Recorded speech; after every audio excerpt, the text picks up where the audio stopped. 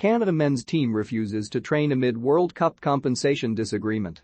Canada's preparations for this year's World Cup were plunged into further turmoil as players went on a de facto strike in Vancouver ahead of the country's hastily rearranged friendly with Panama on Sunday.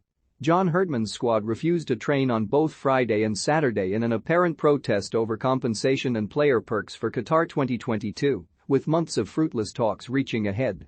The players and Canada Soccer are reportedly still markedly apart on demands, with an initial report from TSN suggesting the players had asked for a 40% cut of World Cup revenues, with the association offering just 10% of a FIFA windfall that is likely in the $10-15 million range.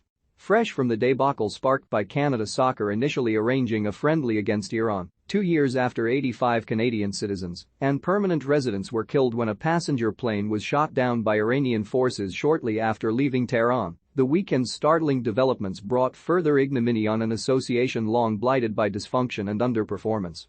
Herdman defied expectation and history to guide the Canadian men to their first World Cup berth in 36 years, the team spearheaded by exciting young talent like Alphonso Davies and Jonathan David topping CONCACAF qualification and winning a huge wave of new fans along the way. Sunday's friendly was due to be the team's first reappearance on home soil since they sealed qualification against Jamaica in Toronto in March. However, the fate of the game, scheduled to kick off at 4 p.m. local time, 7 p.m. Eastern, remained unclear. The team had been due to train at the Vancouver Whitecaps base at the University of British Columbia early Friday afternoon. With less than an hour's notice, that session was pushed back by almost 3 hours before being later cancelled entirely. Saturday's training session was also scrapped. The standoff comes soon after the U.S. Soccer Federation reached a groundbreaking deal with its men's and women's national teams that will see them share revenue from their respective World Cup campaigns and be paid identical amounts for appearances and wins. That agreement will see American players take a combined cut of over 80% from World Cup revenue. Late Saturday night, Canada Soccer disputed the initial reports and said it as proposed that the men's team would take a 30% cut of prize money, with the same amount going to the women's team and the association taking the remaining 40%.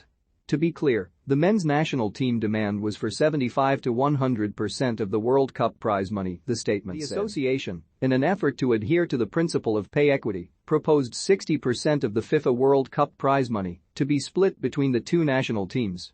That players' sources and association sources are indicating wildly different demands and offers only serve to emphasize how messy the situation is. Players are reportedly also irked that they will receive just 2 complimentary tickets each for their games in Qatar, and families will have to pay their own way. Canada Soccer President Nick Bontis and its interim Deputy General Secretary flew into Vancouver late Saturday evening, with Sunday's game still very much in doubt. The embarrassing mishandling of the Iran booking had left Herdman and his squad with a 3-game window that contained only CONCACAF opposition, Panama followed by Nations League games against Curaçao here in Vancouver, and an away date with Honduras. By contrast, Canada's Group F opponents Belgium, Croatia, and Morocco were all testing themselves against fellow World Cup opposition in this window.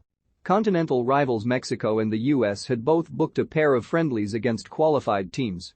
Every minute together is crucial as we prepare to work collectively to give us the best chance to perform against some of the world's best on the biggest stage, Herdman said in advance of the Panama game, which had been due to see Davies return to a Canada shirt for the first time in 2022 and potentially a first cap for exciting teenager Luca Coliacho, who recently made his La Liga debut for Espanyol. Herdman's achievements at the helm came on the back of some Herculean solo work sourcing and assembling a support staff. But hints that the association wasn't moving in step with huge strides on the field appeared. Combined with the women's gold medal glory in Tokyo last summer, the men's progress had created a huge demand from fans for Canada replica kits, but they remained out of stock for a significant time. Former Canadian goalkeeper Craig Forrest had told The Guardian this week that Canada Soccer felt understaffed and that the men's qualification coming on the back of Olympic success had in effect created a false impression that the National Association had its house in order. The only difference has been John Herdman, who has managed to guide the players through all of the challenges, and I don't think enough has changed, Forrest said.